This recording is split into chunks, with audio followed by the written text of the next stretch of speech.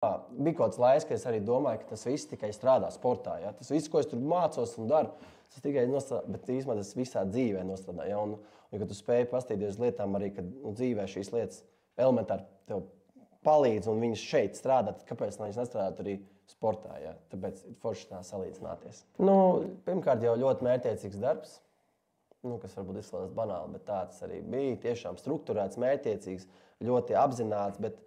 Bet tur tā nianse bija tā, ka es biju ļoti veiksmīgi nospraudis mērķus īstenībā. Un tur, pateicoties manam mentoram, ko tu ar savu prātu var izdarīt, tas ir apbrīnojami. Un kā tas viss pēc tam rezonē uz manā gadījumā uz kalnu slēpošanas, bija vienkārši kosmos. Tiešām bija tāds reizes, ka es no tā kabineta iznācu, aizbraucu atpakaļ uz Eiropu, man pienāca sacensības, es viņus novinnēju. Un tas bija tas mērķis. Es uzvanīju Anitai un teicu, jā, viss izdevās, Anita. Un tas bija vienkārši kosmos. Šis ir Latvijas un pasaules kalnu kultūras orientieris par kalnu, sniegu, cilvēkiem, kalnu kultūru un to, kas vieno visus kalnu un sniega draugus. Sniega klubs podcasts sezona nekad nebeidzas. Labdien, cienījamie skatītāji un klausītāji! Šeit Sniega kluba podcasts sezona nekad nebeidzas. Āgenskalnā viesnīcā 2 riteņi, Krodziņā Dēkainis. Un šodien mums ir ciemos īpašs viesis Miks Zvejnieks. Mik, un tagad tev ir jāiepazīstina klausītājiem skatītāji ar sevi 2-3 teikumos. Jā, man sauc Miks Zvejnieks, olimpietis. Esmu startējis olimpiskajās spēlēs. Visu dzīvi asociēju sevi un vēl joprojām asociēju sevi kā sportists. Ļoti aizrautīgs sportists, profesionāls sportists. Aizgājušā gadā gan liku nost savas sporta slēpes, bet vēl joprojām ļoti aktīvi darbojos uz slēpēm. Esmu kļuvis arī par tēvu nesen, piedzīvošu nesen, jā. Tā kā dzīve katrā ziņā izdodas, jā. Un ir ļoti interesanti, un es slēpoju tikpat daudz kā profesionāli iepriekš slēpojot. Man liekas, ka es biju pat vairāk dienas slēpēm. Super. Klausies, kāpēc šī saruna šodien tieši, kad mēs ierakstām šo epizodu, ir nozīmīga? Manuprāt, viņa ir nozīmīga ar to, ka Latvijas kalnu slēpotāja Džennifer Ģermane ir sasniegusi visu laiku augstākos rezultātus pasaules kalnu slēpošanas elitē. Tavs komentārs par šo? Tas ir labs jautājums. Nē, tas nav jautājums, tas īstenībā ir iespaidīgi. Tas tiešām ir ļoti iespaidīgi. Un uz vienu tādu īsu brīdi es aizdomājos,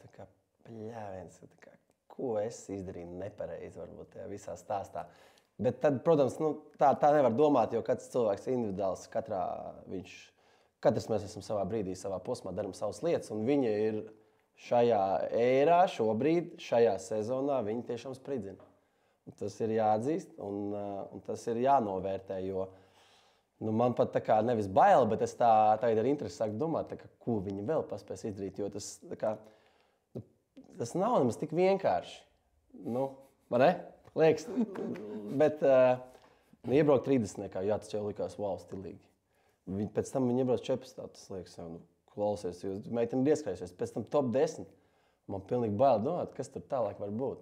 Bet kalnu slēpošana, otrā puse, viņa šausmīgi neparedzams sporta veids. Tur tā jau, tas nenotiek tās lietiņas, ka tas kāpiens ir tikai augšā. Nē, es vispār novēlu tikai to labāko. Un es domāju, ka šo sezonu tieši šajā brīdī, kad viņi ir kā to nosaukt pat labāk, ir sajūta uz to garšu, tad ir jādod iekšā un tur var labas lietas sanākt. Bet tas kalnu slēpošanā, priekš Latvijas, tas ir super lieta. Jā, nav jau tā, ka pirmais kalnu slēpošanas pasaulē Latvija jau tomēr ir tāds zināms no-names. Ja? Mēs kā valsts, neesam mēs liela Šveica, tur Itālija, bet šad tad jau tādas no-name valstiņas izšauj. Un tas ir forši. Un mēs esam starp viņiem. Un tik daudz jau tās valsts tur tā neietrāpa. Tur jau vienmēr ir, tur jau vietas ir aizpildītas. Tā kā ir forši to redzēt. Ir baigi forši redzēt. Un es godīgi teikšu, viņa nav Latvijā uzaugusi.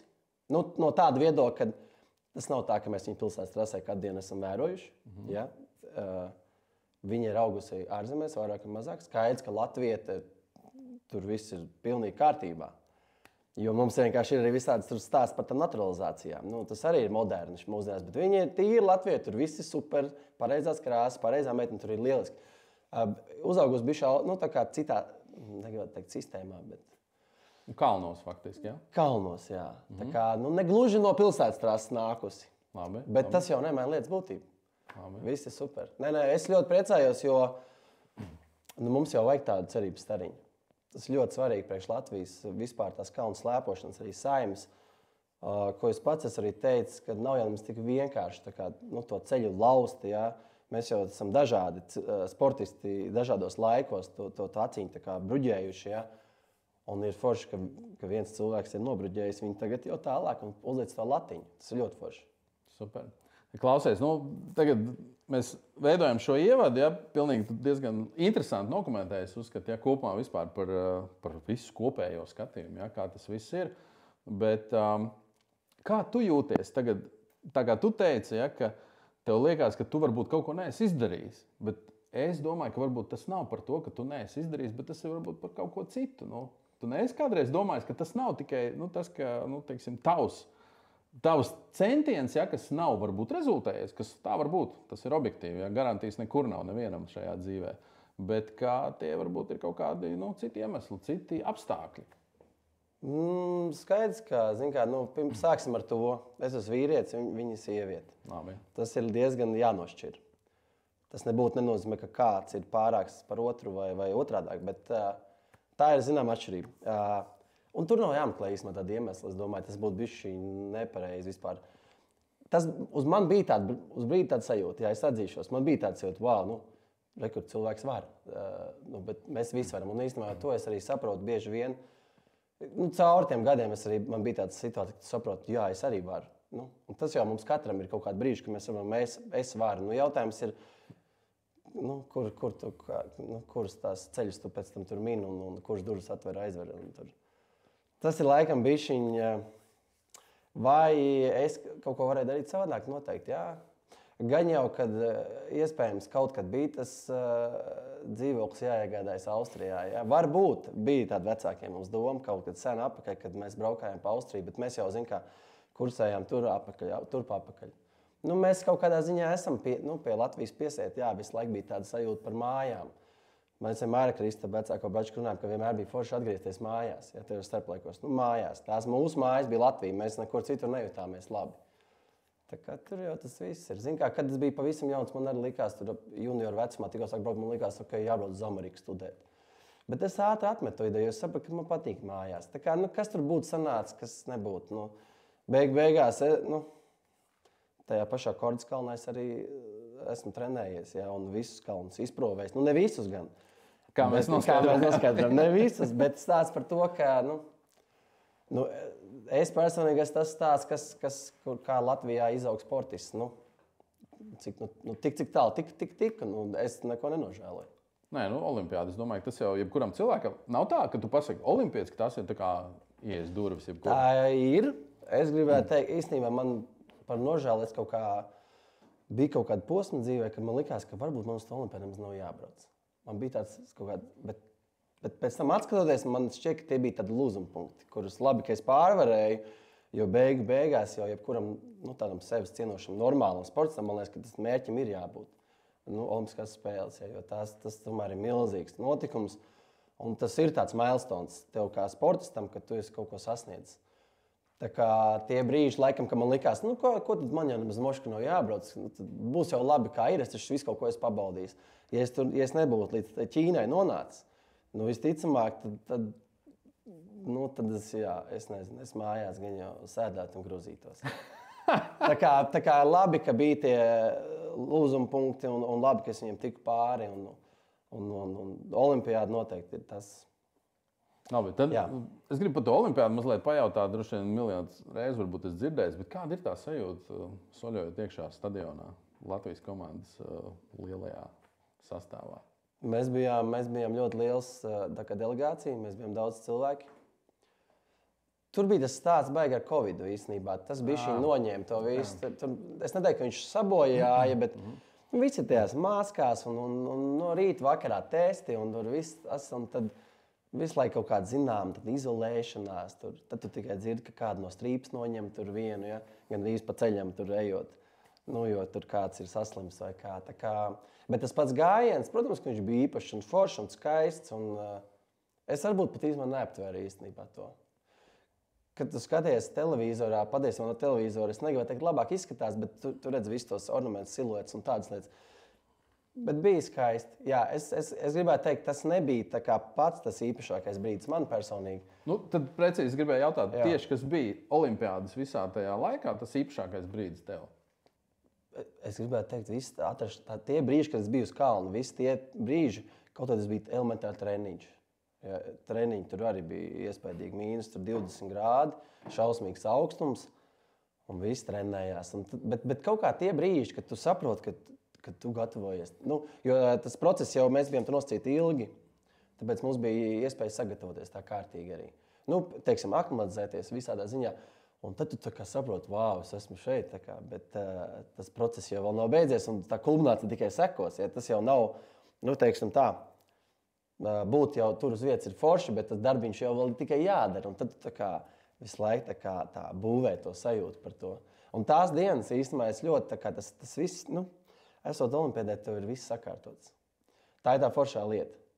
Vienīgais, kas bija problēma, ka man nebija tas mans foršais servis, mans dāvs, jo tur bija cits stāsts, tur bija šausmīgi ar tām uz olimpiādu, tur ir alokācijas visādas, tur brīnuma listas, kur tev ir jāiekļaut cilvēku pareizajā brīdī, pareizajā laikā, ja tu to neizdari, tad viņš nekādā veidā un nekādā iespējā netiek līdzi.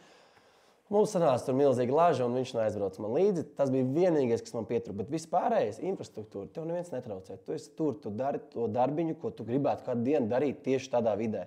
Visi sakārtot zāli, tur slēpt telpu, tur uzbrauc augšā trenējies, treniņi, visas iespējas. Un tu tā kā esot tur, tu jūties labi. Jo nu, vienādi līdzīgi domājuši cilvēki. Visi ļoti profesionāli, visi ļoti organizēti.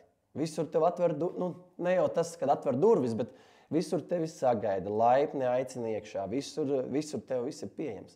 Un man tā katra diena pieceļoties no rīta, tu saproti, ka tev šī diena atkal būs super diena, tā kā vai nu treniņu diena, vai nu sacensību diena.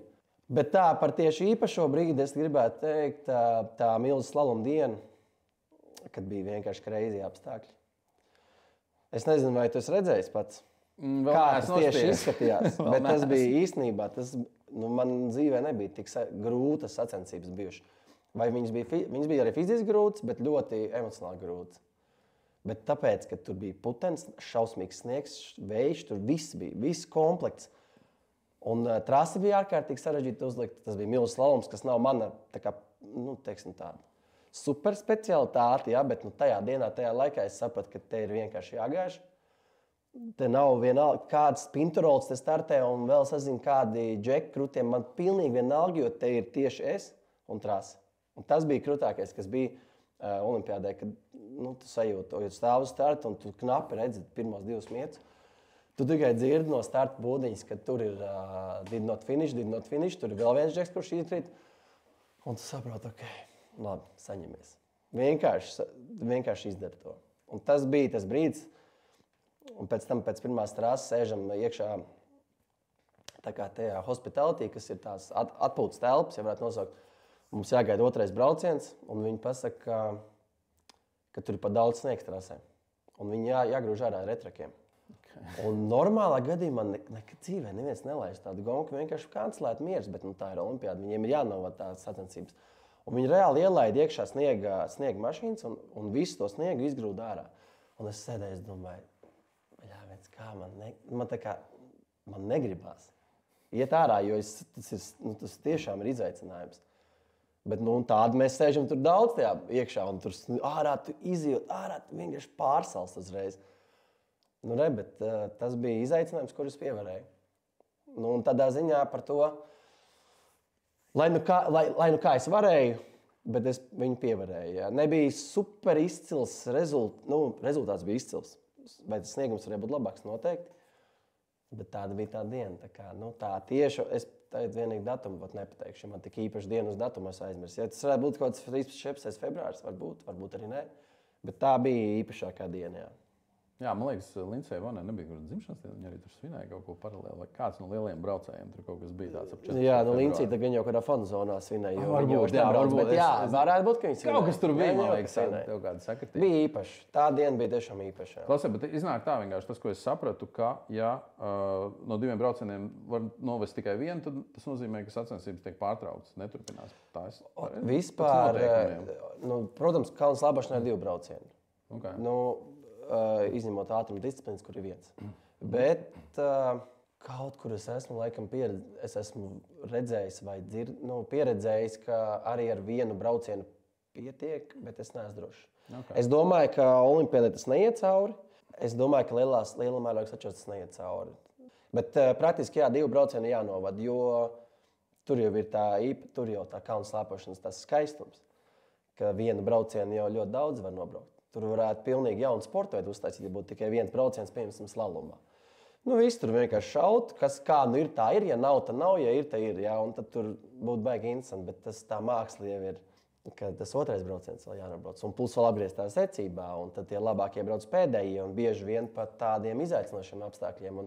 Un tieši olimpiādas sakarā tie apstākļi bija tiešām izaicinoši. Līdz ar to tur bija arī daudz, kas arī pamainījās. Tā kā no 1. uz 2. braucienu. Tie, kas netika 30, tie es gan diemžēl netiku. Būtu es ticis, kas to lai zina, kas būtu noticis. Bet kā ir, tā ir. Jā. Tā kā viss ir skaisti beidzies. Super. Tas, ko tu stāstīji, arī viena interesanta tēma tieši par to servisu līmeni, tas, ka Dāvis netika līdzi.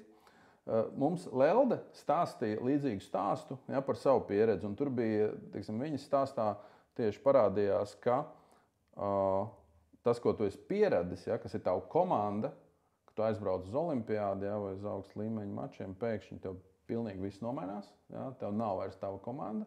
Man vismaz šķita sarunā ar Leldi, ka tur stress sāk veidoties par to, ka nav tavs ierastais ritms. Ja? Un to arī tagad stāstīja, kā tev bija piedzīvojums ar Dāvi. Ja? Vai tas tev radīja stresu? Kā tu domā? Tu arī stāstīji daudz tagad par saņemšanos, ja? par visādiem lauzumiem. Tie ir praktiski cilvēcīgi. Un to var saprast vienkārši. Vai tev bija tāds stress, vai tu atceries to? Ka tev nav Dāvis līdzi. Nē, es būtu daudz precīzāks bijis, ja viņš tur būtu bijis. Skaidrs.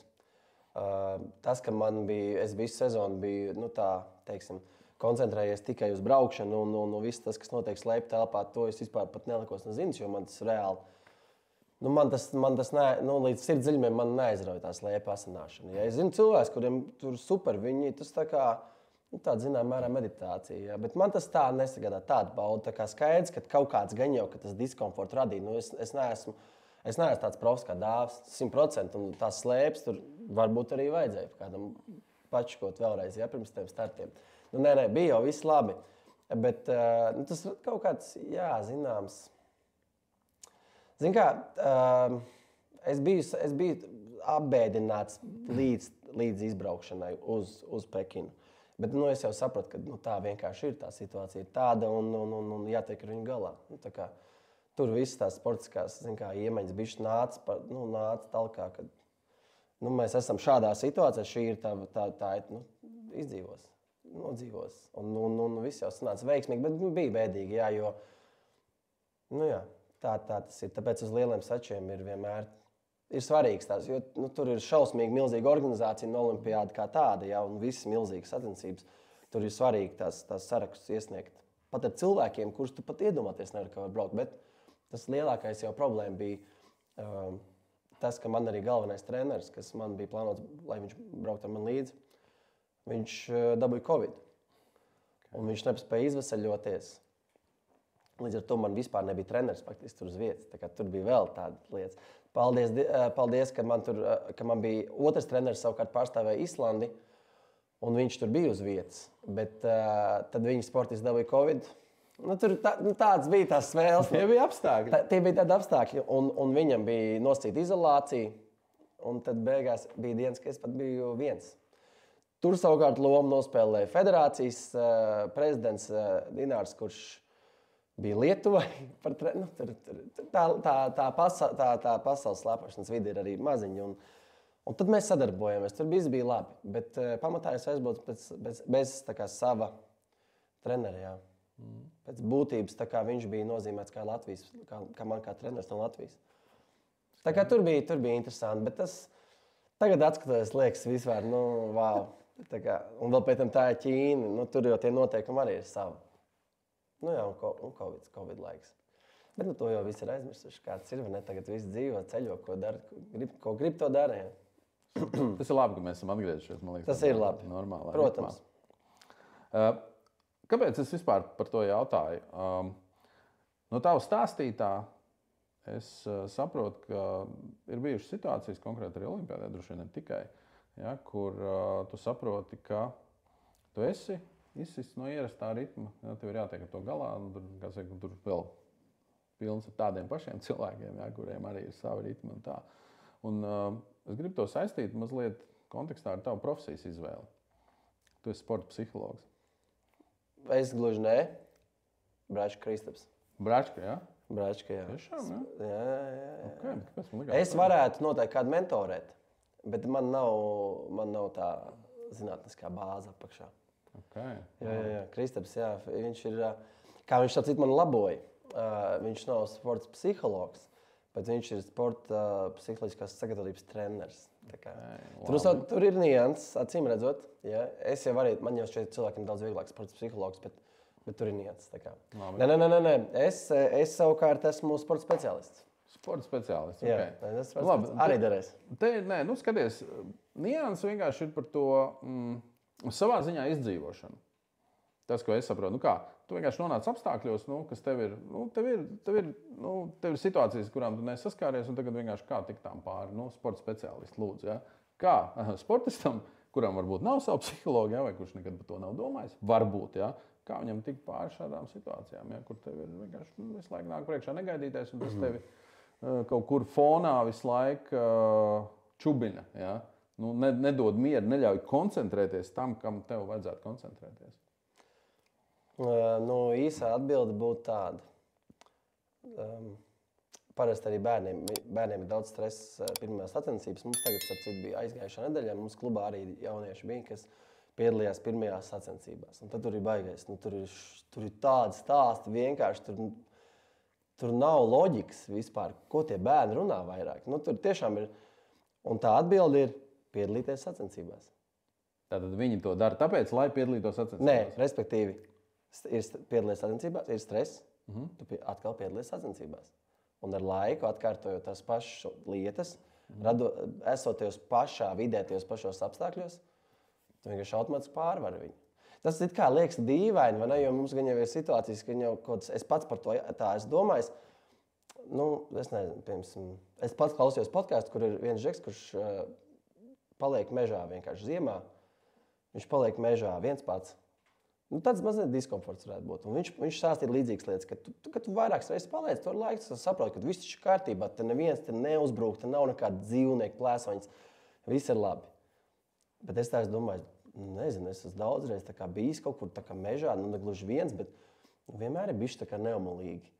Bet acīm redzot, tas jādara man būtu daudz vairākas reizes, un tāpēc sacensībās es personīgi startēju tur entos, simtos sacensības, un tāpat jau bija stress, bet viņš ir menedžējams. Problēma ir tad, ka rodas visādas tādas apātijas, tādas trauksmes kaut kādas, kur jau ir tiešām, iespējams, kaut kādā brīdī, ja tas nepāriet ar laiku, tad ir varbūt jāpastrādā ar kādu. Bet tās ir lietas, kuras jau, ieiet tādas patērni, kuras tu jau grūti vairs kontrolēt. Bet normālā gadījumā vienkārši atkārtot tās. Tāpēc jau ir tik superīga sportošana. Tāpēc jau tā sportošana ir tik laba lieta, jo kur mēs vēl piespiedīsim sevi zaudēt. Kuram patīk zaudēt? Ja bērniem arī nevienam nepatīk zaudēt. Raud, pēc tam vecāki vainīgi. Vecāki jau skaidrs, ka vienmēr grib, vēl treneri varbūt dažreiz vainīgi. Ja? Vecāki jau vienmēr grib pasargāt bērnus, lai viņiem nav tās sāpīgās pieredzes. Bet bez tā jau mēs nevaram pamatā pieaugt. Ja? Problemātiski būtu, ja mēs nemākam zaudēt 30 gadu vecumā, ja mēs vispār nespējam pieņemt to un reaģējam neadekvāti. Tā kā tas ir tas, bet man personīgi, es visu savu sportiskās karjeras laikā, es strādāju ar tas gan nebija sports psihologs, Tur bija mazliet jau cita specialitāte. Lieta, tur ir tādas zinātnes, kā līdz šā kinezioloģija, kā tādas jau man pašam mazliet netverams lietas, bet ar laiku tu pats uz sevi izmēģini un saproti, ka tas strādā. Un tad tu sāc pieņemt, kad ir ķermenis un ir emocijas, un ķermenis rēģē uz visādām emocijām, uz stresu, un tas tiešām tā ir. Un tā kā es pats strādāju ar to, jo man arī vienmēr nav stress. Es varu uzvarēt sacensības, bet nākamajā pat man ir bijis stress. Es tikai zinu, kad es iepriekšējās uzvarēju, es to varu izdarīt. Bet rodas kaut kāda jauna apstākļa, nezināms, piemēram, sniega stāvoklis tāds, kāds man it kā liekas, ka es neesmu profs uz viņu. Ja? Vai spečuks, vai piemēram, pēkšņi stāvāks kalns, man patīk, piemēram, mazliet plakanāks. Tur zin kā, visu laiku mainās tie apstākļi, un tāpēc tas tik interesanti. Un es domāju, ka arī Dženiferai būs interesanti, jo viņa izskatās pēc tādas personības, kas ir ļoti mierīga. Viņa tā kā čilo. Viņa tiešām čilo. Bet var būt tā, ka ir viens brīdis, kad viņa saprot, viņa sastopās ar to realitāti, kur viņa ir. Tas ir forši, ja tas kāpums ir liels, tur, wow, es esmu reāli cīnos ar Šifrinu, es cīnos ar Petru. Bet visādi jau var būt. Varbūt arī tā, ka tu saproti, un ka tu mazliet viņas tā jaunajos apstākļos, tu īstenībā saproti, ka kā tagad šeit. Ja? It kā nekas nemainās, bet tajā pašā laikā tavas ekspektācijas pret sevi var mainīties. Un tad arī tas var radīt stresu. Labi. Vēl par to sportisko daļu, par ko es kādreiz aizdomājos, es arī sāku ar kalnu slēpošanu. Man tēvs tur, uzlika slēpēm, es tur braucu un viss bija labi un parādījās super slēpes, un es pēkšņi sāku labi braukt. Kā pēkšņi? Man bija super tehnika, acīm redzot, bet inventārs vēl piedeva ātrumu. Jā. Tajā padomu laikā nekur nevarēja dabūt, tur arī bija atsevišķi tāds. Un tad man bija tā, ka es faktiski ar tām jaunajām slēpēm, man bija sajūta, ka es iegāju tādā komforta sajūtā, ka man tagad ir vienkārši super slēpes, un man bija sajūta, ka nav neviena trase, ko es nevarētu nobraukt. Un, saprot, es aizbraucu, piemēram, arī tur uz Vāļu kalnu, un tur visādi kalni bija izbraukāti. Un, saprot, es redzu to trasi, un vispār es varu, jā, un es vienkārši nobraucu, un viss notiek, un hops tur pirmā vieta, un man likās, ok, un es sāku, tajā brīdī es droši vien vēl tā nespēju to izskaidrot, bet man bija tāda sajūta, kā tā, kā es jūtos tik komfortabli. Un vienkārši es gribēju pajautāt tev, vai tev ir bijusi arī tāda sajūta, ka vienalga, kur tu esi, kurā kalnā, kurā valstī sacensībās, vienalga, vai tev ir bijusi tāda sajūta, ka tu esi komfortā, ka tev nav, nekas tev nesagādā raizes, ka tu vari tiešām koncentrēties tai nobraukšanai, tos 2 braucienus, un viss notiek. Tas noteikti bijis mērķis visu laiku. Es esmu tā jūties, ja man tā ir bijis, es tagad tā uz sitienu domāju. Katrā ziņā man ir labākie rezultāti noteikti ir bijuši ar šo sajūtu. Tad ir jābūt tā kā mans mentors un man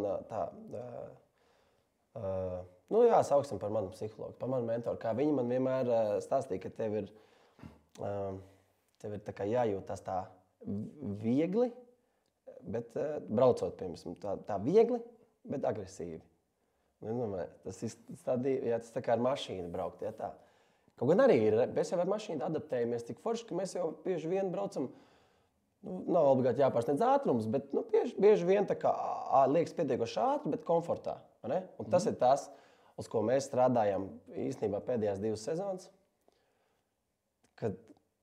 Bet tas nav viegli to feelingu noķert. Un viņu ir ļoti viegli zaudēt, tā kā pazaudēt. Un man bija tāds, jā, kad ir ļoti laba sajūta, un tu ļauj tām slēpēm lidot. Tu viņām ļauj, viņas iet un viņas klausa, un tu brauc ātri, un tu brauc agresīvi, bet tu pārvaldi to, jo ir tāda sajūta īstenībā arī, tā kā, ja tu sāc braukt riskantāk, ka tas ātrāk, ka tas tā kā kļūst riskantāk, bet īstenībā jau risks zināmā mērā ir menedžējams, ja? Jo kaut kādā brīdī, ir zin kā, kas, skatīties arī, piemēram, top nobraucienu džekus, ja? Viņi brauc ārkārtīgi ātri un it kā uz robežu, bet tā robeža viņu gadījumā ir menedžējama robeža. Tas ir interesanti. Nu, viņi ir vienkārši, es domāju, uztrenējušies. Tas ir viņu līmenis, jā. Tas ir viņu komforts. Un tā kā, tu komfortu jau var audzēt, zin kā. Tā kā tas ir interesanti, jā, par to feelingu, tā kā komfortā, bet zin kā, komforts pats par sevi, nu jā, komforts nav, tas nav ātri. Man liekas, komforts... Ātrums nav komforts. Jā, zin kā, kruīza kontrole, tas diezgan tāds, kruīza kontrolēt mašīnai arī ir tāds fiksēts ātrums, jā. Adaptīvā kruīza kontrole, tā jau ir štēli jau. Man patīk, es braucu ar kruīza kontroli. Tā kā tā ir štēle, un to man liekas, kad arī slēpošanā, vismaz es caur savu prizmu, es tiešām meklēju to agresīvo komfortu. Tas tā interesanti, jā, tāds sporta mašīna ar tādu komfortiņu, zin kā. Nē, vienkārši tu aizrunājies par auto tēmu, ja es varu salīdzināt, piemēram, man komfortabli Vācijā vai Austrijā uz bāņa ir 160. Var ne? Vispār nejūt, vispār vienkārši nejūt. Tieši tā. Super auto. Latvijā nevajag to. Latvijā es braucu vienkārši tikai uz neadaptīvās kruīza kontrolas. Tieši tā. Jā, tieši tā. Un īstenībā būtu interesanti tā padomāt, jā, kur tāds paralēls mums varētu savilkt, es domāju. Kaut ko varētu savilkt, jā. Bet mums nav auto podcasts. Mums nav auto. Nē, vienkārši ir, zin kā, man personīgi, man pašam arī strādājot ar speciālistiem, kuriem es esmu strādājis, arī tur jau vienmēr kaut kādas realitāte, bišķiņ tāda saikne realitāte, zin kā jānodibina. Arī tādas lietas, kuras tu it kā domā. Bija kaut kāds laiks, ka es arī domāju, ka tas viss tikai strādā sportā, jā. Tas viss, ko es tur mācos un daru, tas tikai nostrādā, bet īstenībā tas visā dzīvē nostrādā, jā. Un kad tu spēj pastīties uz lietām arī, kad dzīvē šīs lietas elementāri tev palīdz un viņas šeit strādā, tad kāpēc viņas nestrādāt arī sportā, jā? Tāpēc ir forši tā salīdzināties. Nē, man, piemēram, tā mana pieredze tāda, ka man sports ir devis disciplīnu viennozīmīgi. Teiksim, par ko es esmu ļoti pateicīgs vecākiem, īpaši tēvam, jā, kurš ir tāds diezgan ciets džeks. Jā, viņš teica, vienkārši tas jādara. Tur ne pa labi, ne pa greisi, vienkārši just do it. Jā, tā kā Nike to pēc tam noformulēja. Un es saprotu, jā, ka viennozīmīgi sports dzīvē ļoti palīdz. Es pat negribētu atdalīt sports un dzīvi, liekas, tas ir kopā viss. Sports, dzīve, kustēšanās, lai tu labi justos, kā savādāk. Tieši tā, jo, zin kā, arī ir cilvēki, kas daudz pēc laikapstākļiem dzīvo. Ja ir slikti laikapstākļi, tad viņi neies ārā, ja ir labi laikapstākļi, tad viņi ies. Man tā pieredze, nav jau īsti, mums vienmēr tā klasika slēpošanas ir. Un mums arī sporta klubā vienmēr ir tas teiciens, ja, ka nav nepiemērota laikapstākļi, nepiemērots apģērbs. Ja. Un tā mēs arī bliežam īstenībā. Vienalga, kāda laikapstākļa vienmēr var saģērbties adekvāti, arī ziemā. Tikko mēs bijām brīvdienās Gaiziņā. Sēsdienā bija reāli minus 16 grādi. Bet kāda problēma? Tas īstenībā ir forši, tas ir skaisti. Tu biji pagājušās dienas, es biju aizpagājušās dienas. Bija minus 22. Jā, un vispār ideāli. Ok, ir kāda robeža, kurā vairs tas komforts nav tik forši, bet ir visādi sildītāji, ir visādi.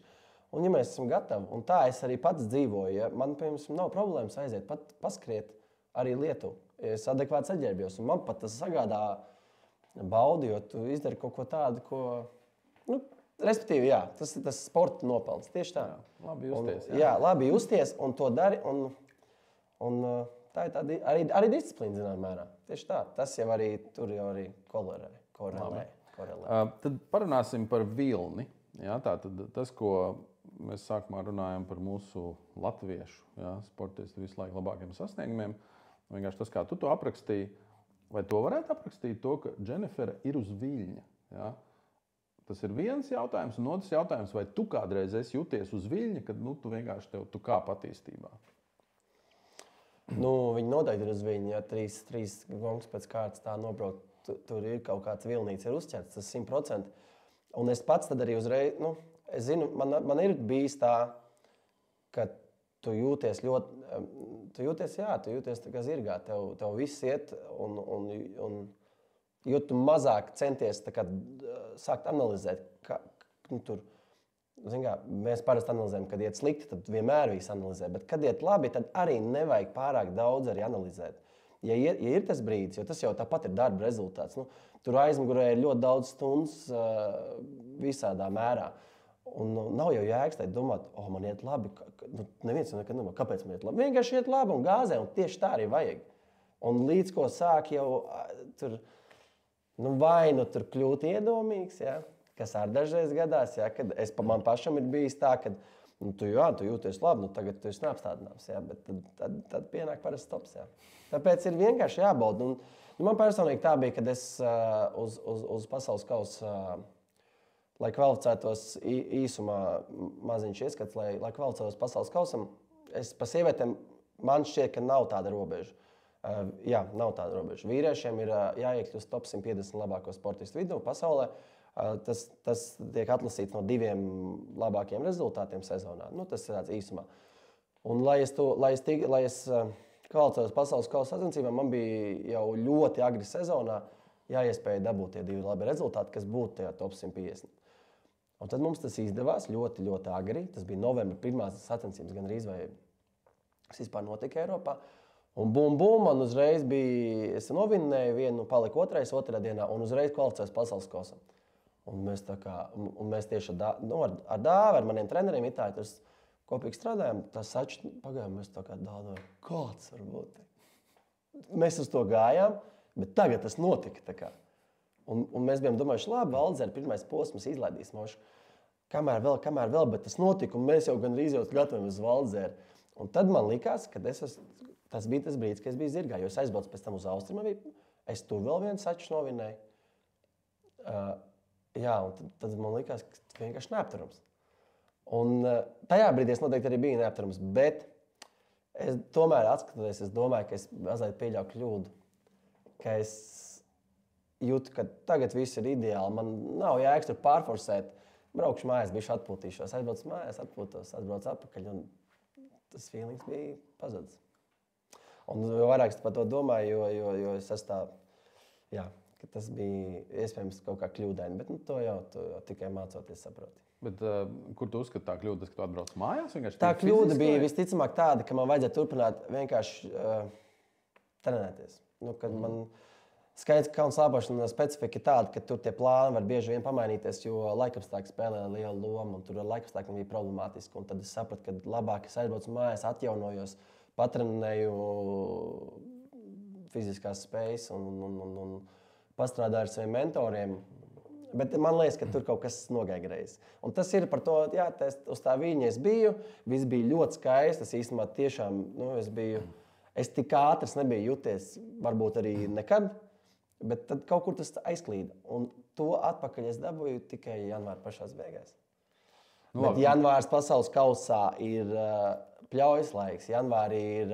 mēs tagad janvārī runājam. Mēs esam janvārī un jau ir notikuši jau 1, 2, vēl būs vēl 2 gongs. Notiek janvārī 4 pasaules kausa gongs. Un to visu janvāri es tur malos. Kaut ko jau treniņos mēs iespējam, kaut kas jau sāka iet, atkal sajūtās labi, bet tad tu tajā pasaules kausā dabūni, iekšās, un tad tu atkal, labi, jāvāc trenēties, tad tu atkal trenēs, un tad tikai uz februāri es dabūju to feelingu apakaļ, tā kā bet tā jau notiek jebkuram. Nav jau iespējams, varbūt tikai Mikēls Šifrin ar savām 95 uzvarām zirgā vienkārši tur, kalna augšā, bet tā jau arī nav. Viņa bija olimpiskajās spēlēs, tad visi gaidīja no viņas zelta medaļas. Viņa nebūtu, man šķiet, nevienu. Un visi viņu tur nopēla. Un īstenībā tas bija tāds ir tas zvaigžņu liktenis. Ja? Viņu visi taču, kā tā var vispār, mēs mums tur apmēram apsolīja jau, bet tā notiek. Tas bija viņas tas kritiens, milzīgs kritiens. Un es domāju, viņi tagad gaida to Milānu 26. gadā, jo viņa to var. Bet, Labi. Tad ir jautājums, kā tu domā, kāpēc tu biji tajā zirgā? Tā, vienkārši, vai tu esi domājis, kas noved pie tā, ka sezonas sākumā viss notiek? Pirmkārt, jau ļoti mērķtiecīgs darbs, kas varbūt izklausās banāli, bet tā tas arī bija. Tiešām strukturēts, mērķtiecīgs, ļoti apzināts, bet tur tā nianse bija tā, ka es biju ļoti, ļoti veiksmīgi nospraudis mērķus īstenībā. Un tur pateicoties manam mentoram, manai lielajam iedvesmas avotam, kas starp citu no šejienes atrodas tālu. Ja? Es negribu, protams, reklamēties, bet tepat ir skaists viens medicīnas iestāde. Tur man ir super viena speciālista. Anita, un tad mēs ar viņu strādājām un ļoti, ļoti labi nolikām tiešām tādus mērķus, kur mēs gribam būt, kā mēs to izdarīsim, kādā veidā. Tur arī ir interesanti, kā to visu. Tu tam vienkārši notici, tu to dari, un tas vienkārši notiek. Un tāds arī notika. Tur ir varbūt cits apskats, kā tas vispār tas, ko tu ar savu prātu var izdarīt, tas ir apbrīnojami. Un kā tas viss pēc tam rezonē uz manā gadījumā uz kalnu slēpošanas bija vienkārši kosmos. Nu, tiešām bija tāds reizes, kas no tā kabineta iznāca, aizbraucu atpakaļ uz Eiropu. Man pienāca sacensības, es viņus novinnēju. Un tas bija tas mērķis. Es uzvanīju Anitai un teicu, jā, viss izdevās, Anita. Un tas bija vienkārši kosmos. Var sakot, tas strādā? Tas strādā, un es vienkārši nesaprotu, kāpēc tas ir tāds, neviens par to īsti, kā baigi, varbūt zina, bet neviens par to nerunā. Cik īstenībā tā psiholoģiskā sagatavotība ir nozīmīga. Nu, ir jau standarta lietas, vai ne? Ko domāt pirms starta, ko nedomāt. Tas ir standarts, bet ir tādas kosmiskas lietas. Nu, es viņas tā saucu, jo man viņas vienkārši, man nav izglītība un tik padziļināta izpratne. Es vienkārši esmu uz sevi darījis tās lietas. Es esmu saprast, kas strādā. Nu, tādas vienkārši saprast, kā tavs ķermenis rēģē, ko darīt, lai tas ķermenis strādātu tavā labā. Un tās ir apbrīnojams lietas. Tāpēc tas bija zirgā. Jo es ļoti mērķtiecīgi nospraudu mērķus. Tas bija jau vasaras sākumā. Es sapratu, cik bieži man jātrenējas, kas man jādara, cik dienas uz slēpēm. Un to pateica mans ķermenis. Un tas ir apbrīnojami. Ja kāds teiks, ka es esmu kaut kāds šamans, bet ķermenis īstenībā pasaka, kas tev ir jādara. Man pat bija, cik es varu bieži golfu spēlēt, man pat bija tā. Es biju nolicis. Un tas perfekti nostrādāja.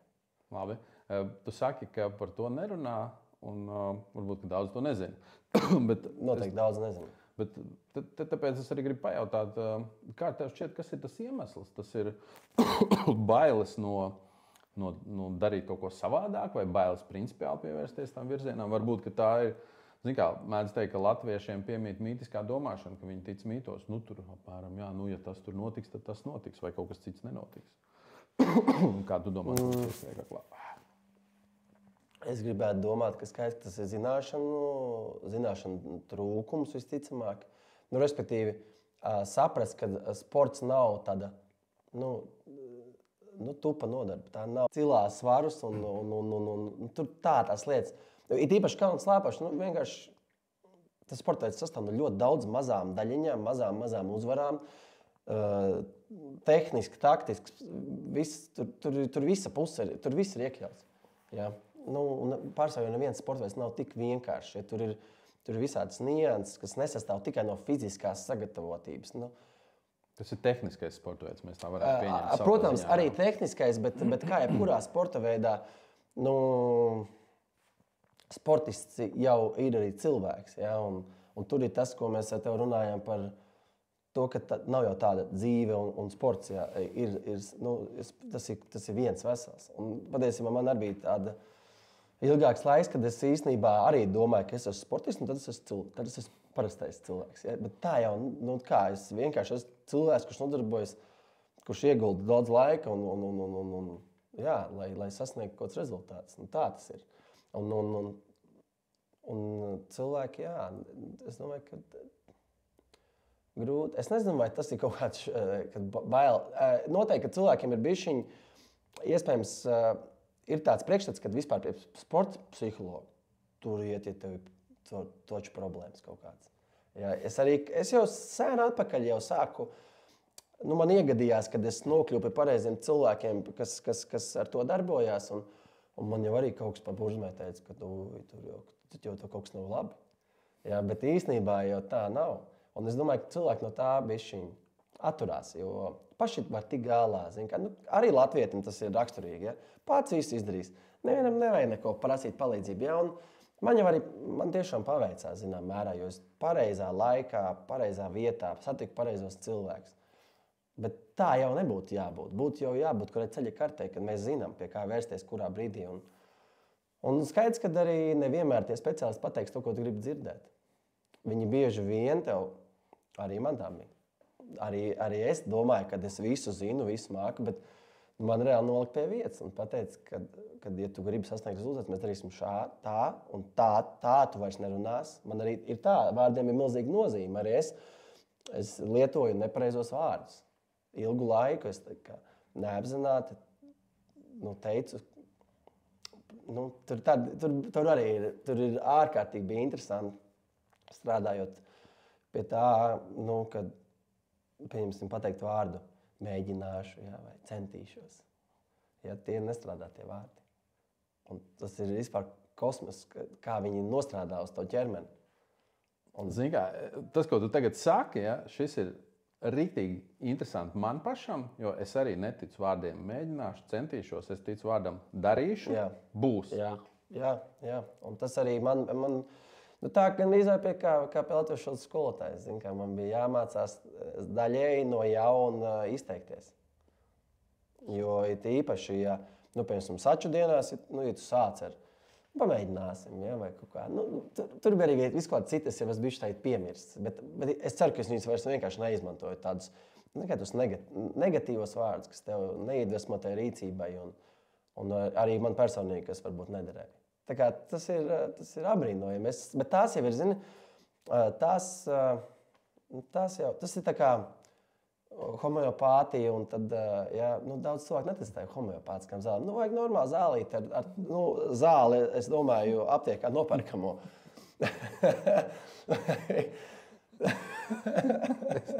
Es saprotu, Respektīvi, tas, kam cilvēki tic. Tā ir, jā. Bet ļoti interesanti par tiem vārdiem runājot. Es arī ticu vārdiem. Es vispār ļoti daudz strādāju ar vārdiem pamatā. Jā. Ar vārdiem var izdarīt neticamas lietas. Un man patīk tas, ko tu teici par šo vārdu izvēli, ka zināmi vārdi raida nenoteiktību. Man ir svarīgi, es tāpēc runāju, darīšu, iešu un būs, ka viņi raida noteiktību. Kā tu pats saki, rada rīcību, iedvesmo rīcību, vienalga, kā mēs to vēl tur varam nosaukt, bet veido rīcību. Man tas arī ir super svarīgi, personīgi. Jā, un zin kā, ir jau cilvēki arī, atsaucoties, pieņemsim, uz sportu, ir jau cilvēki, kuriem tas tā dabīgi nāk arī. Zin kā, ir sportisti, kuriem vispār psiholoģiskais tāds stāvoklis ir dabīgi, noturīgs, vai viņi, zin kā, es negribu teikt, ka es personīgi biju problemātisks cilvēks, man bija daudz tādas psiholoģiska rakstura lietas, uz kurām piestrādāt.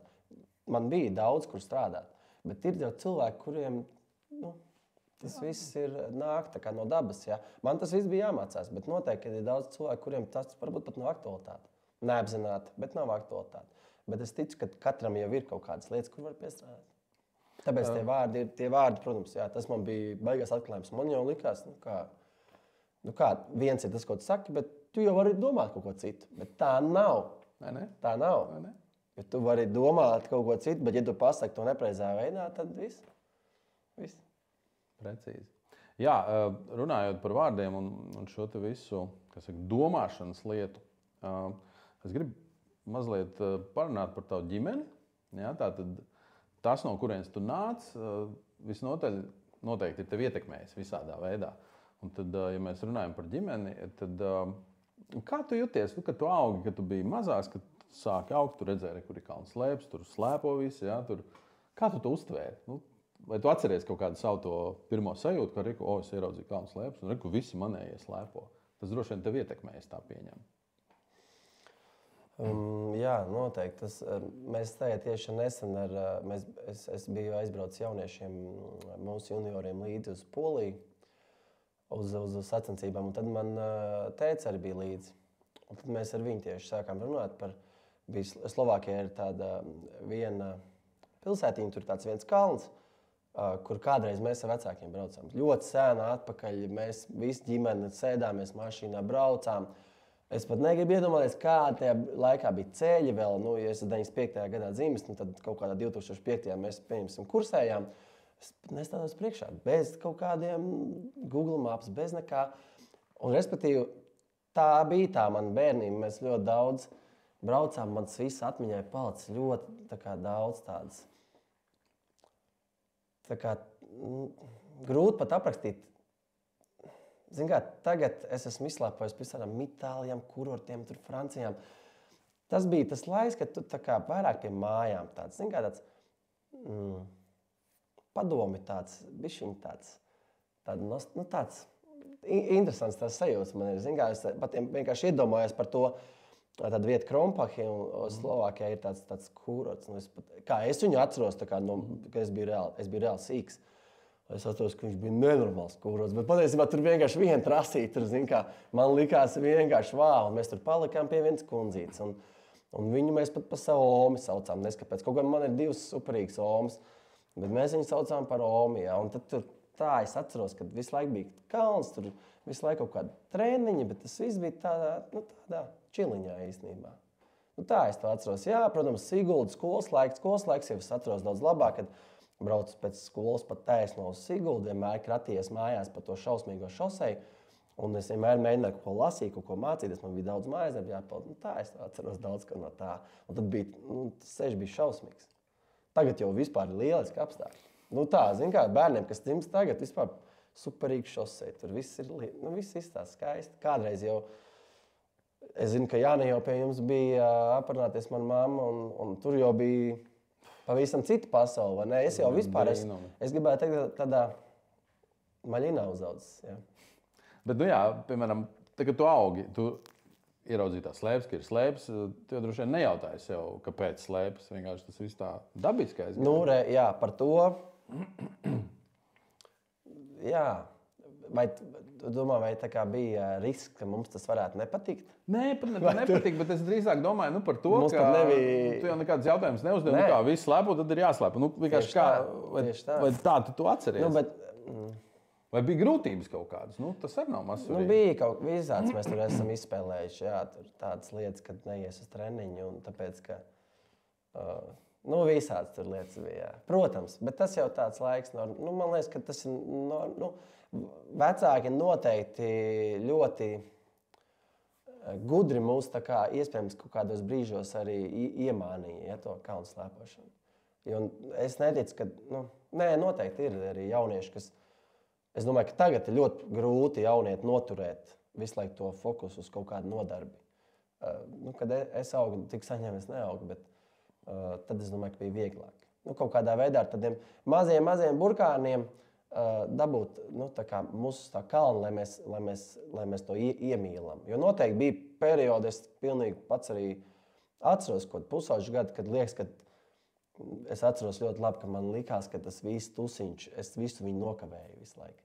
Jo es laiku braukāju visur apkārt, un man bija tāda sajūta, ka tas tusiņš jau ir kaut kur tajā skolā, un ka man vienmēr teica, bet tāds tusiņš nokavēju, un man likās, kur es biju. Bet tikai ar laiku tu saproti, ka tas tusiņš jau bija uz tajos kalnos. Tā skaitā ar cilvēkiem, ar kuriem ar kalnu slēpotājiem, ar draugiem, ar kuriem es to visu laiku pavadīju. Tu jau tikai pēc tam tā saproti, jo tā, jā. Tev likās, ka tu kaut ko zaudēji? Man likās, ka tas bija tāds reāls pusauģu domāšana tāda. Kad es kaut ko kavēju, kāpēc es kaut kādās Austrijās tur dzīvoju? Pēc tam tu domā, kā vispār, tu vari kaut ko tādu domāt, Un tad man pašam meitiņa aug, un es domāju, varbūt pienāks tāds brīdis, kad arī viņi man kaut kāds tāds muļķības izstāstīs, Jo tikai tagad es sāku daudz ko no citas prizmas skatīties, kā tas ir, kā tas vispār ir, vecāka bērnu attiecības, jā. Kamēr es, piemēram, kā bērns, augu, tad maniem vecākiem jau, tad es sāku saprast apmēram, ko viņi tajā brīdī domā. Labi, man ir zīdainis šobrīd, bet kad ātri izaugs tie bērni. Un tad būs aktuāls lietas tieši tā, kā pavērst to, ka tas ir superīgi nodarba, ar ko aizrauties kalnu slēpošanu. Vai tu atceries brīdi, kad tu saprati, ka gūstot... Esot uz kalnu, tu gūsti baudu, slēpojot, ka tu to reāli iemīlējies. Ka ir tāda atklāsme. Wow, tas ir superīgi. Es gribētu domāt, ka varbūt ne tik agri īstenībā es to sapratu. Kaut kā man ir tas feelings, ka varēju arī agrāk. Bet tas ir manā tādā galvā. Varbūt man vienkārši vajadzēja ļaut tai domai atnākt. Jo man liekas, ka tādu ilgāku laiku es kaut kā biju domājis, ka es kaut kā nebiju laikam... Es varētu piekrist, ka es varbūt pat nebiju līdz zināmam vecumam nenovērtēju to skaistumu īstenībā, ko slēpj tā kalnu slēpošana. Jūs zināt, kā man bija super viena tāda situācija. Es slēpoju, tad es iestājos mākslas skolā. Un saprotu, tā mākslas skola man paņēma visu, ja, un es vienkārši vispār atmetu. Ja. Nu, es nevaru teikt, ka atmetu, vienkārši es to nedarīju kādu brīdi. Un saprotu, gāja laiks, un es jūtu, ka kaut kas pietrūkst. Vienkārši kaut kas pietrūkst. Es nevaru izskaidrot. Es vienkārši tiešām nevaru izskaidrot. Un tad vienā reizē es sapratu, tā, pagaidi, slēpes var nopirkt. Jānopērk slēpes, pierunāja draugus, nopērkam slēpes, aizbraucam uz Gaiziņu uz nedēļu. Saprotu, vienkārši, es sapratu, kas man bija trūcis. Es vienkārši pats sapratu. Man bija pietrūkusi iespēja būt kalnā. Ar draugiem darīt, braukt, tur vienkārši ņemties. Ja? Ne jau mēs tur beigās sportisti bijām, bet vienkārši kā atpūtā. Un es atnācu atpakaļ uz kalnu, un pēc tam jau tur viss aizritēja. Tā kā es sapratu, ka īstenībā tēvs man acīm redzot to bija ielicis, ka kalns ir daļa no manis. Ja, būšana kalnā man ir vienkārši super. Bērnībā ir bijusi tik nozīmīga, ja, ka es vienkārši atgriežoties jūtos vienkārši fantastiski. Bez sacensībām, ja es neesmu sportists. Nē, tas jau nav svarīgi. Tas vispār nav būtiski. Tieši šī lieta, jā. Nu, un tad es vienkārši domāju, jā, vai citiem arī bijusi līdzīga tāda atklāsme, ka, hei, jā, beidzot tas ir. Nu, es esmu baudījis kalnu slēpošanu. Man gribētu domāt, ka visu laiku, noteikti, ka visu šo laiku, un es joprojām to daru. Ja es gan kādu dienu esmu ieguldījis. Tā kā tur tas vispār nav zudis, un ir tā, katrā ziņā ziema man ārkārtīgi patīk. Nu, man arī. Un uzreiz automātiski asociējas ar kalniem. Nu, loģiski. Un man ar slēpošanu. Tā kā tas viss sākās ar to brīdi, kad tu saproti, ka ziema nāk. Un man kāpēc tās Latvijas ziemas īpaši patīk. Es esmu bijis visādos brīnumos, tur kalnos, iesprūdis, tur kaut kādos ciematos, tur dēļ nenormāliem sniega daudzumiem, bet man tieši tā Latvijas ziema patīk. Un tagad jau arī bija 10. decembris jau pie mājām jau skaisti tāds kupaniņas, tad tas viss nokus, un tagad atkal es redzu, ka tā kupaniņa jau atkal ir izaugos. Un tas ir arī forši un interesanti. Un tas Latvijas skaistums arī tajā pašā Gaiziņā vienkārši super. Tajos pašos mīnus 16 grādos. Kāda vaina? Nekāda vaina. Pareizs apģērbs. Tieši tā. bet kaut kā laikam vajadzēja man arī ašāk novērtēt to būšanu. Jo ir tie brīži, kad ar kaut ko baigi darbojoties, var aizmirst, kāpēc tu to dari. Pazust laikā. Jā, manā gadījumā tu brauc, tu daries, un tu tā kā bišķiņ no tās galvenā iemesla varbūt. Tas tā arī, es domāju, ka ar mani arī tas notika. Un es domāju, ka tas ir jebkur notiek. Vienkārši ir svarīgi pēc tam saprast.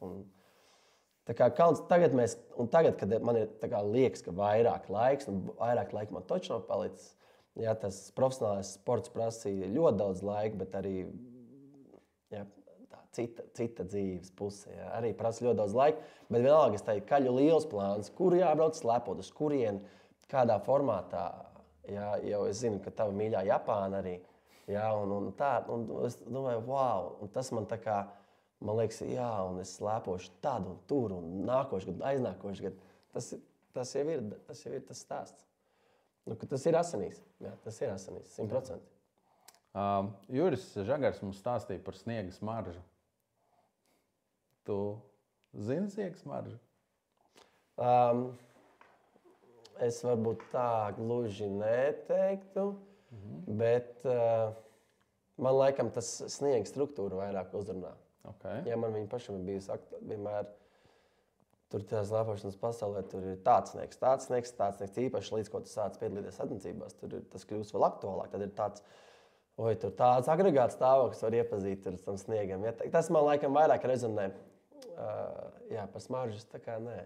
Par sniega stāvokļiem es varbūt pat tā skaņa, ka tu uzkāp no rīta un ir tas frostiņš un tas. Tu no skaņas vari uzreiz pateikt, kas par sniegu? Nē, bet tas man to laikam kaifu. Ja tu saki, ja jūs stāstīja par kaifu, ja, par to sniega smaržu, tad man tas ir tas krakšķīts. Tas, kad tu uzkāp ar zābaku un vēl tā vafelīte, ja, skaistā. Tas vispār ir kosmos, jā. Bet tieši tā skaņa. Frēzīt, es viņu sauc par frēzīt, jā, bet frēzīt, katram savu, jā, vafelīt, frēzīt. Katrā ziņā man laikam tas kraukšķīts, tas man. Tas ir tas mans tāds satisfactions. Jā. Super. Klausies, un tad runājot arī par sniegu un vispārējo, par visu tavu īstenībā dzīvi līdz šim, ja? Vai nav tā, ka tev pietrūkst tas, kas bija tā profesionālā daļa? Kā tu tagad jūties par to, ka tā profesionālā daļa tu viņas nolicis, nu, tā kā pieredzi, sauksim to tā? Nu, kā pieredzi, tieši tā. Es šobrīd nē. Nepietrūkst? Man šobrīd... Nē, es jau vēl projām, nu, teiksim tā, kaut kāda daļa manis visticamāk vēl joprojām dzīvo tajās sajūtās. Jo es bieži vien tā iemetu acis kalendārā un saprotu, ka tagad es būtu bijis tur, būtu darījis to, es būtu tagad trenējies tur, tajā vietā, tajā kurortā, tajā trasē. Bet šobrīd man ir ļoti interesanti. Tā bija arī viena liela lieta, ko es mācījos pie saviem mentoriem, ko es strādāju, ka man bija svarīgi, lai man būtu interesanti. Un tad, kamēr man ir interesanti, tikmēr ir tas tā kā liekas it kā pat bišķi dīvaini, ja, kad, nu tad kas tad tagad nebūs interesanti, bet nē, visu laiku kaut kas dzīvē ir jādara kaut kas tāds, kas sagādā interesi par to. Ja. Un kamēr ir interesanti un aizraujoši, tikmēr ir, un man šobrīd ir ļoti interesanti, jo tas ir kaut kas priekš manis, kaut kas jauns. Es negribētu teikt, ka tas man nākošais gadu apniks, tā tas nav. Jo tā ir tāda pieredze, kas ir vēl ar to vispār jāprot bišķiņ. Kā tas izskatās. Bet tās dienas ir ļoti aktīvas, tāpēc es skatos jau tūlīt, jau būs februārs. Tas ir. Un tās ziemas paskrien, jā. Jā, bet jautājums tad, atsakot, tu esi ticis galā ar to savu pieredzi. Nu, tā, ka... Es gribētu domāt, ka jā.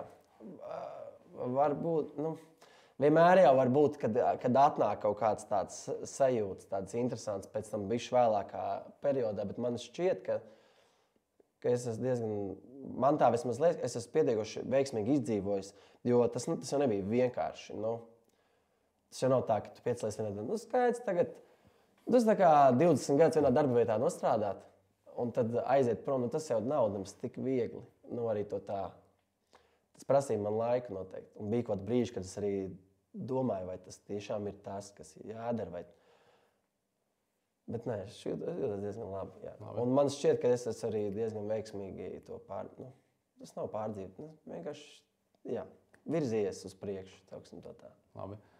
Tev ir prieks, ka tu atceries visu to, ko tu darīji? Īpaši tagad, kad tu teici, ka tu zini, ko tu būtu darījis. Ja?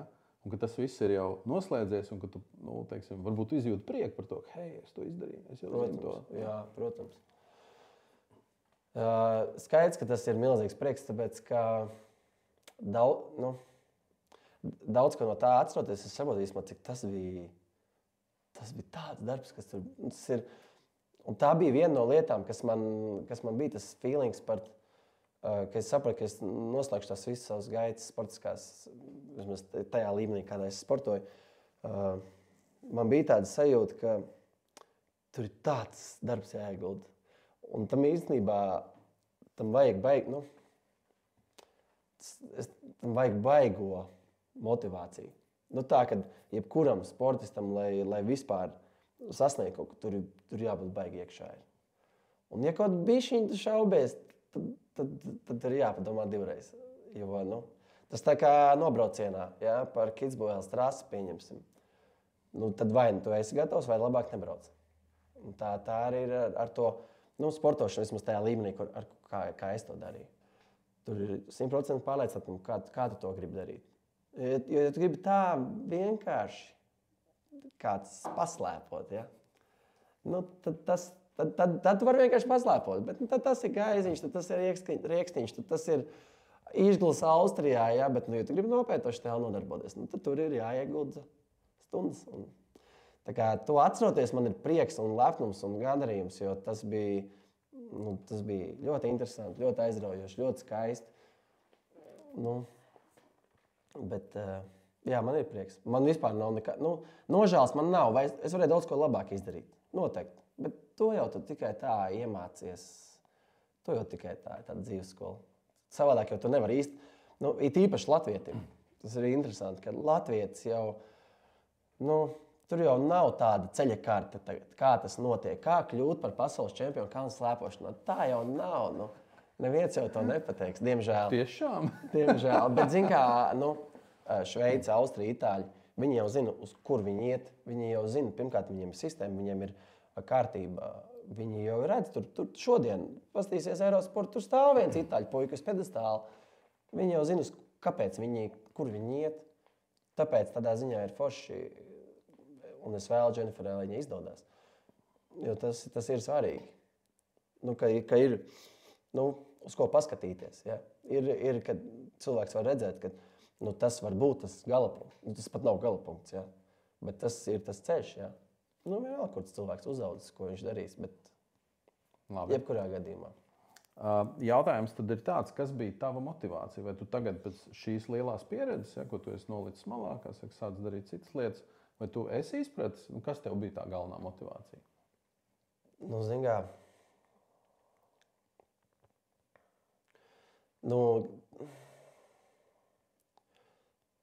zināmā mērā varbūt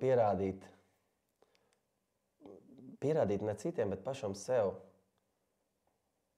ka tu vari sasniegt tos nosprostos mērķus, sasniegt par spīti tam, kurš tu varētu, no kurienes tu nāc, kas tu esi. Jo bieži vien jau tā jau ir. Mēs jau sacenšamies tur ar lieliem vīriem, visādiem, tur tādas pieredzes, tādas tradīcijas. Bet, kad tu saproti, ka tas jau nav pats galvenais jau, ka tev ir motivācija, vēlme, ambīcijas. Jā, ambīcijas ļoti svarīga lieta. Un, pirmkārt, jau skaidrs, ka es to baudīju, man tas patika. Kaut kādā brīdī es arī jūtu, ka es to varu darīt un darīt labi. Un tad jau arī tu saproti, ka par spīti tam, varbūt, tās iespējas arī jau, tā jau nebija, ka mums tur nauda līja pa nezinu kurien. Vecāki darīja, ko varēja, arī visā jaunības laikā. Viņi izdarīja super darbu, bet tu pēc tam tu arī saproti ar tiem resursiem, ar tiem iespējām, kas tev ir, panākt to rezultātu. Tā ir motivācija. Kaut kādā būt tādam efektīvam. Tas man vienmēr likās arī forši, būt tādam produktīvam. Ja? Valstī daudz runā par produktivitāti. Ja? Būt produktīvam, ar tiem resursiem radīt to pievienoto vērtību, pats sev priekš sevis. Tas man likās vienmēr forši. Un jo vairāk es tā kā apzināti tuvojos tam līmenim, kurus vēlos būt, jo vairāk es sapratu, cik daudz to var izdarīt, arī ar, zinām, ierobežotām iespējām. Tajā pašā laikā tur atduroties bišķi tajā pasaules kausa apritē, tu arī saproti, cik tur vēl ir tiem cilvēkiem, tu pat neestādies priekšā, kādas viņiem ir iespējas. Bet tas arī ir forši saprast, ka tu vari būt, zinām, ar viņiem līdzvērtīgs. Vienkārši būt tāds gudrs, efektīvs, produktīvs, visādā mērā. Izmantot resursus liederīgi. Labi. Te ir interesants mirklis, kur tu minēji par tradīciju. Ja, es arī par to daudz domāju, kas veido panākumus visādās jomās, ja, vai tradīcija ir nozīme. Es izstāstīšu viens stāsts no manas pieredzes. Bija mans snowboard instruktors, austrietis Haralds. Viņš atbrauca, viņš man noinstruojas, tur iegūt to kvalifikāciju, un es viņu uzaicināju uz Latviju. Es teicu, atbrauc uz Latviju, vienkārši mēs tev parādīsim, ko mēs darām šeit. Ja. Es viņu atvadu uz Latviju, mēs nedēļu nodzīvojām, tur bija pasākumi, sacensības. Es viņu ievadīju tajā visā, kas te notiek. Un zini, ko viņš man pēc tam teica? Viņš man saka, klausies, pie visa tā, kā jums šeit nav, tas, ko jūs esat izdarījuši, ir satriecošs līmenis, salīdzinot, piemēram, ar mums Austrijā, kur mums viss ir. Un tādas iespējas un tāda kalna, viņš vienkārši bija mēms, ja, šajā izpratnē, ka viņš novērtēja, ka tā mūsu deksme, ja, bija radījusi kaut kādu rezultātu, ko viņš vispār nebija gaidījis ieraudzīt zemē, ko viņš nosauca tik plakani kā pankūka. Ja, un priekš manis tas bija tāds, kā lai pasaka, patīkams brīdis, ja, ka viņš novērtēja tieši to mūsu centību veidot tradīciju, ja, veidot viņu, virzīt viņu uz priekšu un radīt kaut kādu kustību. Ja? Tieši tā, radīt kustību, kas rada pozitīvu prieku un emocijas, un cilvēki aizraujās un viss pārējais. Un tu arī par to minēji, un es vienkārši gribēju tev pajautāt, vai ir grūti cīnīties ar tradīciju, teiksim, šajā izpratnē. Mums ir sava tradīcija, ja, kalnu slēpošanā, bet tu aizbrauc. Tas, kā es to sapratu, tevis teiktā ir, ka tur tas viss ir jau vairāk kā 100 gadus objektīvi. Ja, es tur papētīju mazliet to kalnu slēpošanas vēsturi. vai bija izaicinājums, nu tāds ne tikai tur praktisks, ja, bet nu arī tāds, ka tu jūti, nu tu redzi tur to tradīciju, tur tajā Austrijā, Šveicē, nu. Tu redz viņu, tur tā ir. Un viņi jau arī tā nav, kas, nu viņi jau sākumā skatās latvietis, tā kā. Nu, viena doma, ka tas nav īstenībā latvietis, un otra doma, kad tur kaut kas nav tīrs, jā. Nu, respektīvi, viņi skatās bišķiņ šķībi, jo tu jau īsti, nu, tā ir, nu, mums Latvijā te kalni jau it kā nav. Patiesībā jau ir. Un ir ļoti daudz un skaisti un forši, un visi Latvijas slēpo dīvainā kārtā. Katrs latvietis slēpo Snovo ar distancinēm brauc. Ja visi mēs, kurš tad vispār brīvdienās nebrauc uz mūsu pauguriņiem? Visi brauc. Un tas arī ir forši. Un tā arī ir baigā kustība tāda. Un mums arī ir kaut kādas tradīcijas. Vienkārši, nu, Viņš ir savādāks, viņš ir atšķirīgs. Viņas ir atšķirīgas, jā. Bet es domāju vairāk par to, ka redz, tas, ko tu tikko izstāstīji, es tur sadzirdēju tādu tā kā privātu īpašnieciskumu. Apmēram mēs esam no kalniem, tie ir mūsu kalni. Jā, tā mēs ir. nemaz negribam, lai jūs te braucat. Zinām, mērā arī to mēs varējām saskarties. Jā, tā ir, kad, nu, respektīvi, kalnu slēpošanā ir lielvalsts un ir tās mazās nācijas. Un tā jau arī ir. Viņi tur bieži vien arī kāds trenerīts tur no lielvalstīm var nekautrējās pateikt, ka vispār mēs šitos banāns varam. Tiešām tā ir. Un, nu, kad mēs varam arī izsvītrot, nu, tur tā jau arī pamatā nonāca līdz tam, ka pasaules kausā, piemēram, praktiski bija katrai valstī viena kvota, nu, beigās noņēma nos, jo tāpat tur tie mazās valstiņas viņas paņēma. Nu, viņi tā arī skatās. Jo Tu saki, ka ir sava veida politika īstenībā. Tur 100%, nu, kā jau visā, jā. Protams, jā, noteikti. Tas, kad tur Latvijā, nu, Slēpošanas federācija tur pietiekoši. Nu, kā jau jebkurš spēlētājs, nu, meklē kaut kādas iespējas pietiekoši arī veiksmīgi, es domāju. Bet tā viņi skatās, jā. Tā tas ir. Un tā arī mums bija, arī aizbraucām uz to pasaules kausa sezonu, un mēs jau arī tur tādu sākumā jau. Nu, skatās tā bišķiņ, jā. Mēs bijām, man treneri savukārt itāļi, ļoti respektabli treneri. Un tad caur to prizmu tur atkal tā veiksmīgi tas latvietis iekļaujās. Pieslēnās pie itāļiem, un tad tur ir ļoti forši.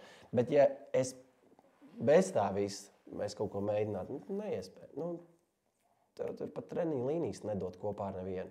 Tā mēs varam trenēties Šveici izlases labākiem džekiem. Pateicoties itāļu kontaktiem. Tā kā, bet kas ir jāatzīst, ka, piemēram, pasaules kausa apritē, zinām, tu tiec respektēts. Nu, tevi novērtē kā cilvēku, jo viņi saprot, ka kaut kāds darbiņš tur ir ieguldīts, tur ir sasniegumi, cilvēks ir nonācis līdz šai blicei, nu, tad viņš kaut ko spēja. Tā mums bija reāli. Nu, godīgi sakot, mums tiešām neviens tur mūsu mietu nedzināja. Ja? Un, protams, ka tur ir tādi zināmi interesanti, kad austrieši vienmēr visi zina, ka austrieši ir tā nācija, kur sevi uzskata tieši tā par izdomājām apmēram kalnu slēpošanu. Ja? Nu, tiešām tā arī dažbrīd ir tas sajūta, un ļoti daudz austrieši arī tādu, viņi dzīvo pēc tādas filozofijas.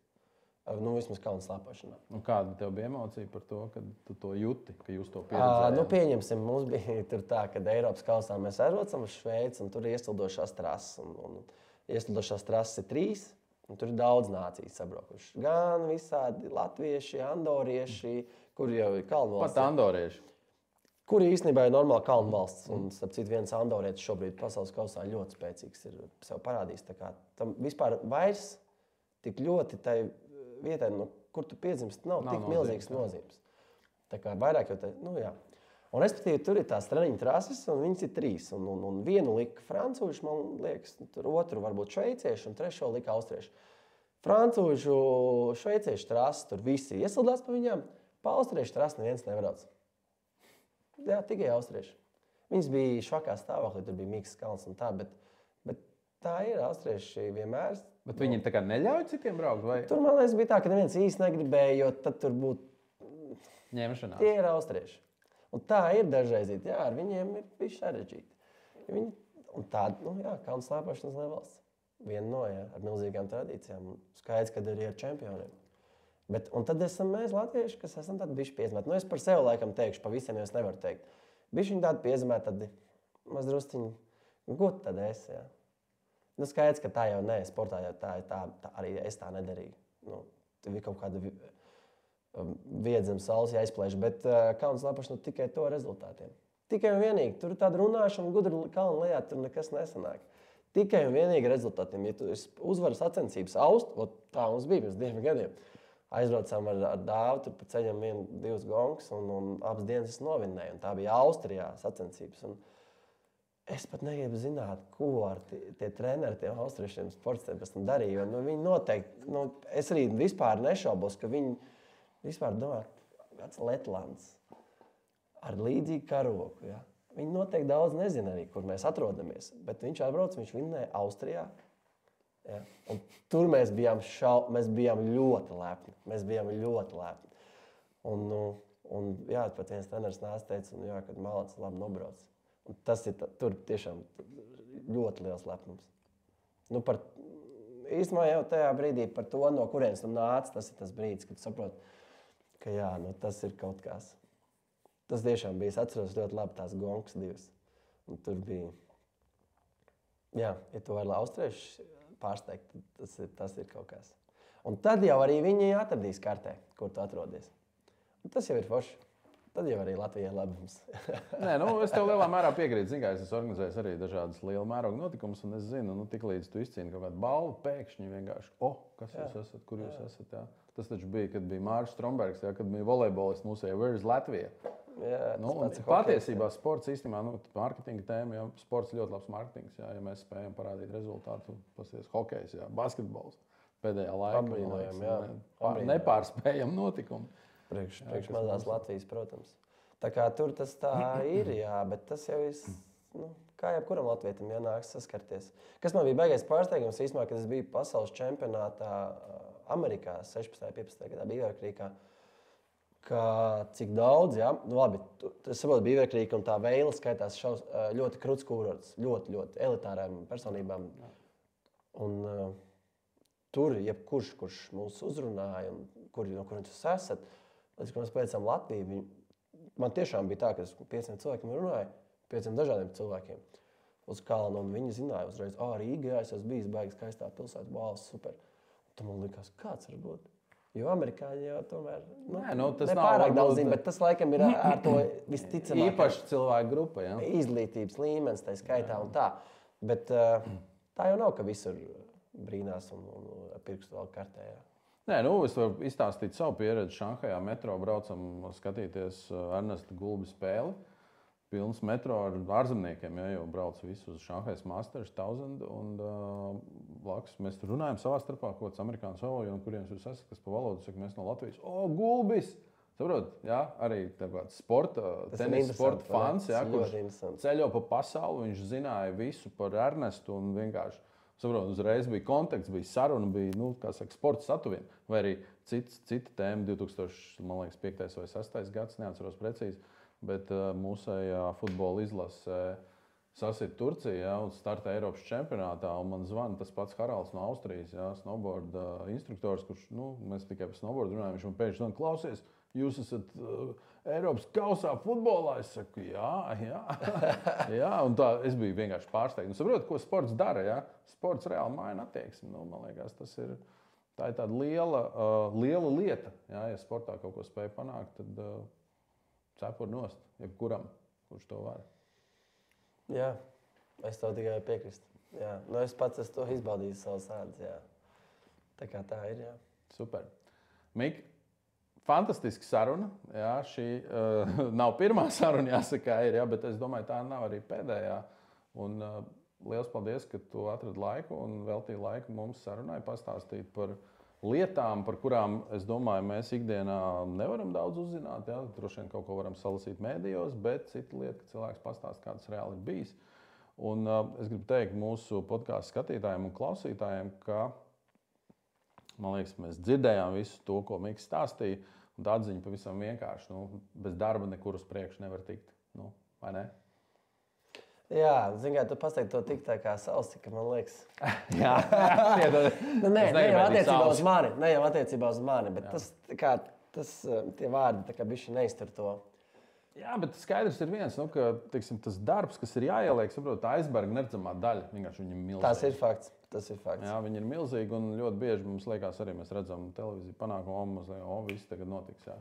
Bet vienkārši no tavas stāstītāja, es domāju, Protams. ka izriet lietas, par kurām tiešām varbūt daudz vispār nekad nebija domājuši. Es, piemēram, arī nezināju, ka tu tik nopietni strādā ar mentoriem. Bet es zinu arī vārdu nozīmi, vārdu jēgu un spēku, ko tas spēj radīt.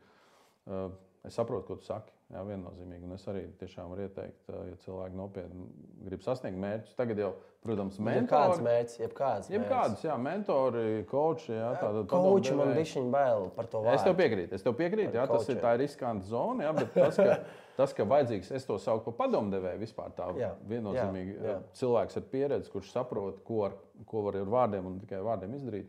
Es domāju, ka ir liela nozīme. Un vienkārši šī saruna to atklāja. Man par to ir patiešām prieks, ka mēs spējam piešķirt jaunu zināšanu visiem skatītājiem, klausītājiem, kas varbūt tiešām nebija aizdomājušies par to, kā sports un dzīve miedarbojās un ko padomdevējs tev var labi izdarīt.